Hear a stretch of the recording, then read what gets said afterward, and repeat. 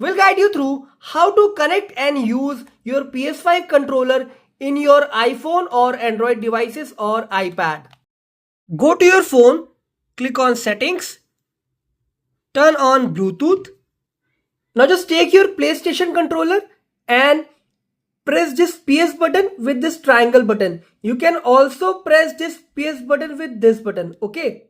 So just click at the same time both for 5 to 7 seconds until you see the blue light is blinking. You can see the light is blinking, and in the phone you will see DualSense wireless controller. Click this. Now our Bluetooth DualSense controller is connected. Now this is the control. Press X button to jump. Now for setting, click this button. For mouse cursor, click this button. You will see this mouse cursor icon. So this is how you can connect your controller to your phone.